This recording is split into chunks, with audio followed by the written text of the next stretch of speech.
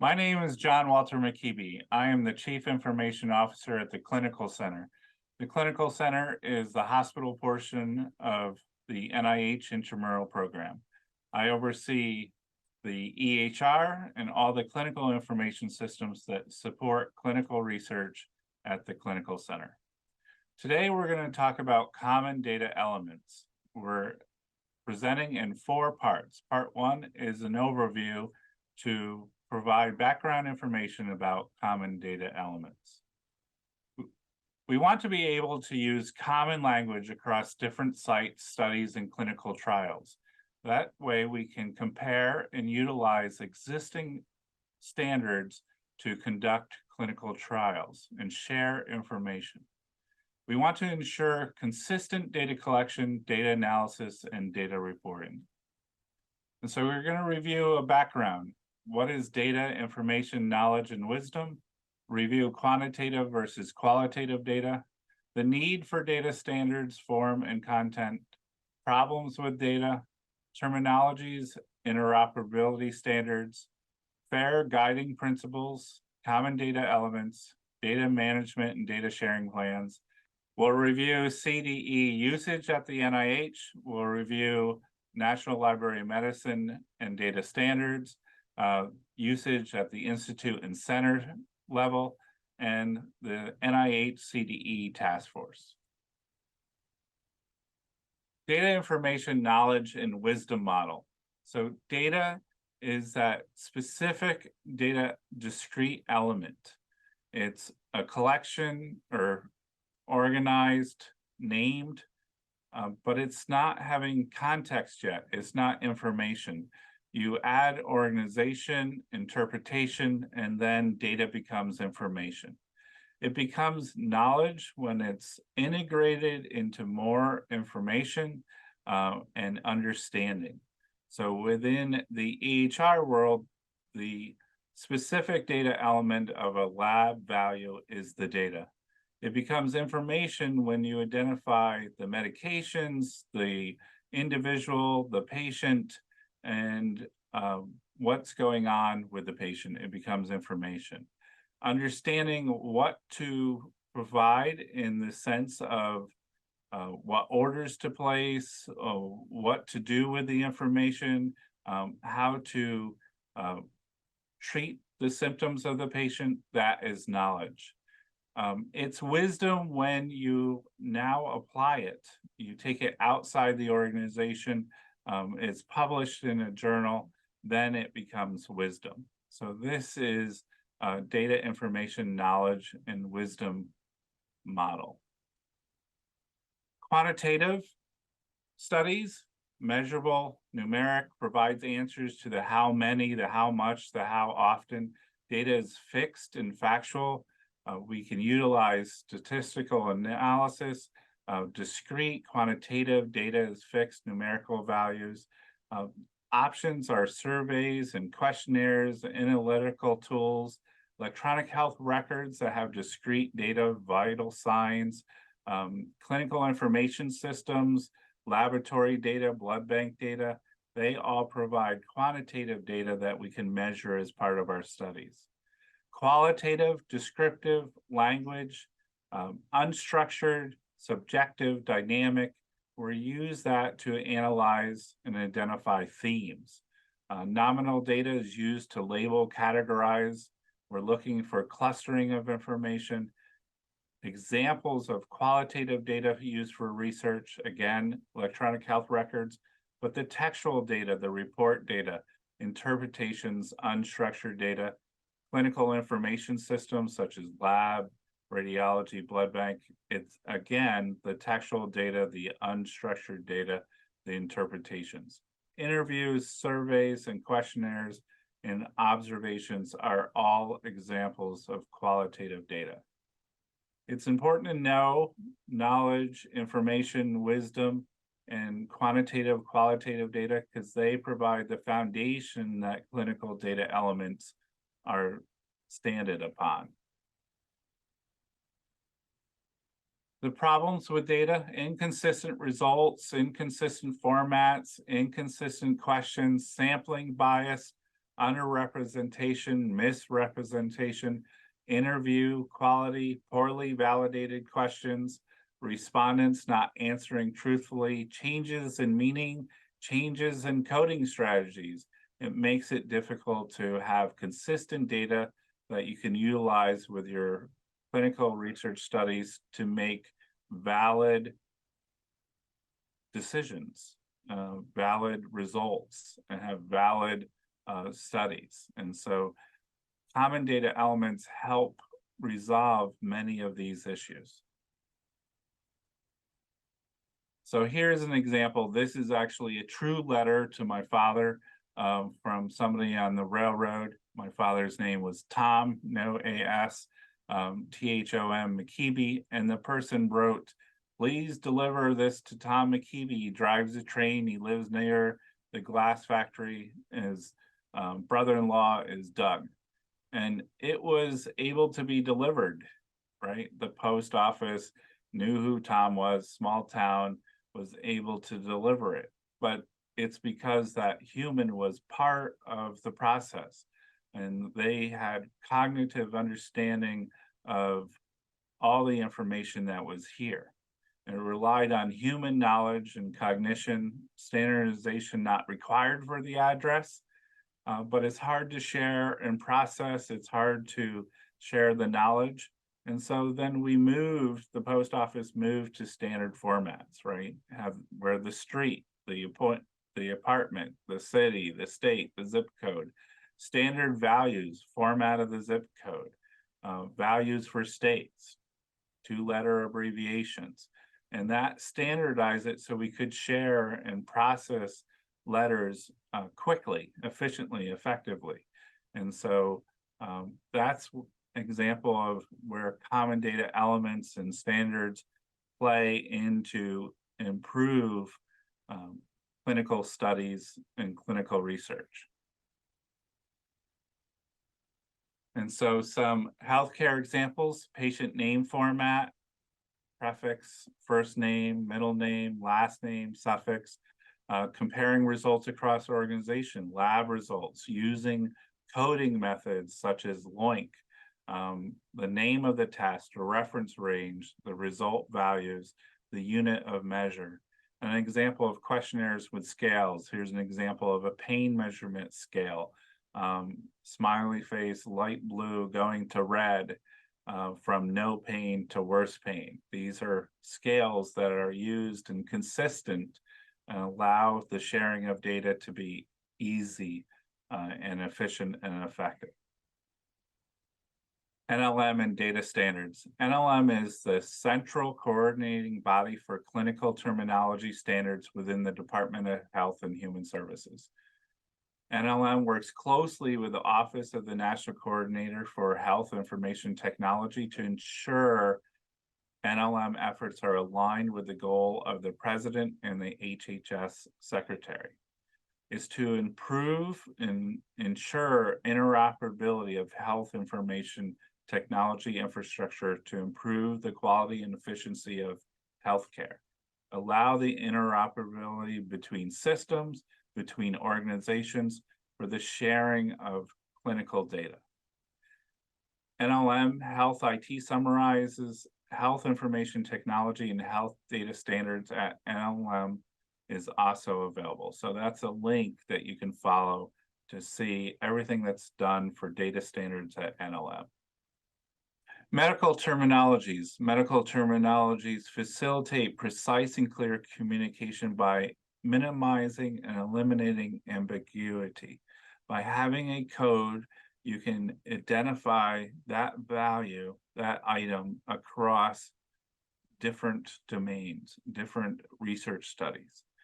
Some terminologies serve as a crosswalk or a mapping between multiple other terminologies. Key features of a medical terminology is a unique identifier, usually a code, an official name, and synonyms. So it allows you to identify the item and its values and what's possible, and ensuring that you can utilize it across systems. And so here's an example of medical terminologies. current procedural terminology, CPT, used to describe procedures performed, used for billing, International Classification of Disease, ICD-10, sponsored by the World Health Organization, main terminology used worldwide to identify diseases and classification of diseases across the world. LOINC, logical observation identifiers, names, and codes. Laboratory and clinical codes identifying tests, so you know that a sodium is a sodium across the world based on its LOINC code. And any other test. Medical subject headings created and used by NLM, used to tag medical abstracts with concept-based information, allows authors and searchers to use different terminology for the name concept. National drug codes identify codes for the medications, so you know what product that you're utilizing is typically used for billing reimbursement, but it's also used to identify what medications are being used in a study. RX norm, produced by NLM and is included as part of UMLS. It's a standardized clinical drug terminology naming system, has curated collection of drug names, has synonyms, has a thesaurus to identify ingredients of a medication, components of a medication, that you can share that information. SNOMED CT, created by SNOMED International. It is managed by the NLM, and it's used to identify diagnosis, concepts, different information to codify unstructured data to make value with it. And then Unified Medical Language Systems, UMLS. It's a collection of over 100 controlled vocabularies in biomedicine and health. It maps concepts between vocabularies and enables linking between systems. And so the United States Core Data Interoperability provides standards to identify components of data elements, data classes, to be able to share. So specific standardized elements include items such as patient name, sex assigned at birth, ethnicity, smoking status, date of birth, preferred language, race, lab values, procedures, medication allergies, immunization, vital signs, medications, and goals. It's both format as well as values. So sex being coded to female, male, and unknown. Values for ethnicity, a format for date of birth. These are all part of interoperability standards to share information. Again, putting some common data element component to make it easy to share information and to use for analysis, studies, but also to convey to other systems, to interface to other systems. And so here is an example of vocabulary for ethnicity group. So Hispanic or Latino, not Hispanic or Latino. There's a concept code to it. So then you can share this information. And then you see the race category. So the main level of race categories, American Indian or Alaska Native, Asian, Black or African American, Native Hawaiian or other Pacific Islander, and then white. And then each one of these can be broken down to another level if you need to go to a deeper level of American Indian or Alaska Native, sub-level of Asian, sub-level of Black or African American, a sub-level of Native Hawaiian or other Pacific Islander, or a sub-level of white. So each of them have a hierarchical structure. Health level 7, HL7, is that main interoperability standard used to share information between systems. So if you have a laboratory information system, an electronic health record, you want to provide the orders from the electronic health record to the laboratory information standard utilizing HL7. It identifies the time and date of the message, the patient, any next of kin information, and information of orders, and then it can convey the results back to the electronic health record. And so this is a standard format created in 1987. It has an ANSI accredited standard. And again, it's focused on the exchange, integration, sharing, and retrieval of electronic health record. The FAIR guideline principle. So findable, accessible, interoperable, reusable, and there's a link for the FAIR principles. And so these are the guidelines to make data usable, beneficial, shareable, consistent, ensures the integrity. And so findable, finding that there's sufficient metadata, there's a unique code that identifies the value of the item. My example of a sodium is a sodium across systems based on the link code. So the instrument that produces the sodium result will have a code that you can search and identifies that it's the sodium result. Accessible, to be accessible, data as well as the data itself should be readable by humans and machines. It must reside in a trusted repository that you can access and utilize between systems and between humans, as well as for different items such as research, as well as clinical purposes. Interoperability, data must share a common structure. It must be recognized formal terminologies for description. So the format as well as the code for the item. And reusable, data and collections must have clear usage licenses, clear provenance, meet relevant community standards for the domain. And so there's subcategories for each. So findable, metadata is assigned a globally unique and persistent identifier. Data are described with rich metadata.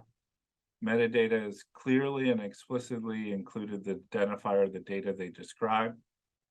And the metadata is registered or indexed in a searchable resource. Accessible, metadata is retrievable by an identifier using a standardized communication protocol. The protocol is open, free, and universally implemented. The protocol allows for an authentication and authorization procedure, and the metadata is accessible even when the data are no longer available. So they have to be always available. Interoperability. The metadata uses a formal, accessible, shared, and applicable language for knowledge representation, utilizes vocabularies that follow FAIR principles. The metadata data include qualified references to other metadata. And then reusability. The metadata are richly described with plurality of accurate and relevant attributes. The metadata is released with a clear and accessible data usage license. So you know how you can use it, when it's available, what you need to identify when you use it. The data is associated with a detailed provenance. So you know the value, the source, and integrity of the metadata. And the metadata meets domain relevant community standards. So for healthcare, HL7, for financial, there's other standards. So each domain might have its own standard. Challenges with the FAIR guideline principles. Not everybody wants to share data. And that's true with common data elements. Not everybody wants to share their research questions. Not everybody wants to make it available for other people to do the same research. And if you do not measure something the same way, you're not measuring the same thing. So in the common data element world, if I want my study to be across multiple sites and my question is different, I'm not measuring the same thing. So that's true to FAIR guiding principles and it's true to common data elements. So common data elements, a standardized, precisely defined question paired with a set of specific allowable responses used systematically across different sites, studies, or clinical trials, ensure consistent data collection. CDEs can be grouped into sets to form question surveys, case report forms, or other instruments. They are defined unambiguously in both human and machine computable terms. The benefits: reduce time and cost to develop data collection tools, because you have the questions, you have the element, you have what the possible results can be. So again, it could be gender at birth, or it could be a lab test, or it could be a question on a questionnaire. Standardized and consistent data collection, improve data quality and data sharing, meeting those FAIR standards that we talked about 3 slides ago. Allow for meta-analysis and comparison of results from different studies. If it's a lab result and you have a code and it's utilized, then you can compare that sodium or that calcium result because you have the LOINC code and they are identified as being the same. If you have a question on a questionnaire and it's coded, it has a metadata, and you have content that the answers can be, you can then compare the results for that question. And so it allows that meta-analysis and comparison of results. Implementing CDE questions. How is data released? How is data shared? How do you ensure the meeting of information across sites? How can you use external sources of data? Implementing CDE, the purpose: to identify discrete defined items for data collection, to promote consistent data collection in the field, to eliminate unneeded or redundant data collection, to promote consistent reporting and analysis, to reduce the possibility of error related to data translation and transformation, and to facilitate data sharing.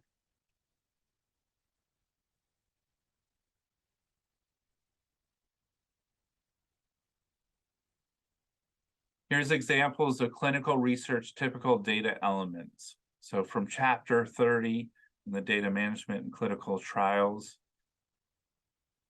book on study, demographic data, eligibility criteria, family history, patient history, surgical history, medication treatments, laboratory results, radiology reports, current symptoms, adverse events, treatment response, disease status, protocol treatment, non-protocol treatment, toxicities, date of death, cause of death, are typical clinical research data elements.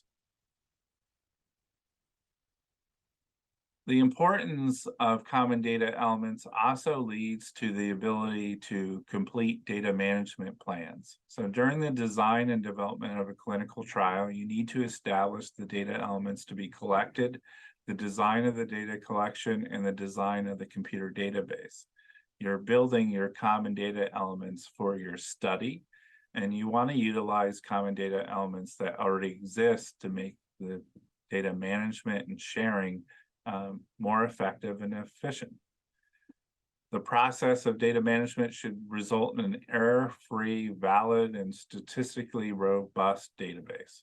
Data management plans are developed to document processes and procedures of how you're going to do that, how you're going to handle the data, for each of your trials, what databases you're going to use, what data entry, how you're tracking your quality, what quality control measures you have, how you're tracking adverse event reconciliation, how you're going to deal with discrepancy management, data transfer, extraction, all the database management guidelines will be in your data management plan.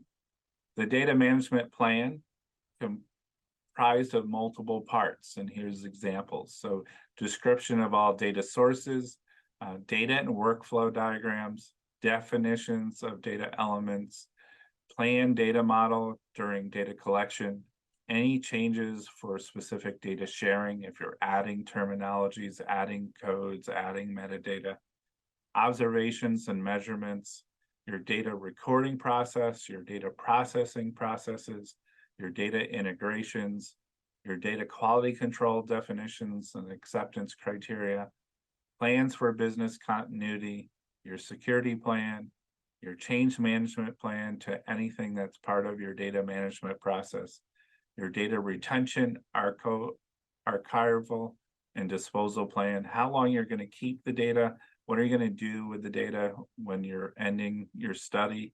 Do you have to keep it for a period of time? What is that period of time? And then your data sharing plan. How are you going to share your data? So principles of data sharing in clinical trials. So making the data sharing a reality, consent for data sharing, protection of trial participants, data standards, rights, types, management of access, data management and repositories, discovery and metadata. All these are part of clinical trial data sharing. All these rely on common data elements.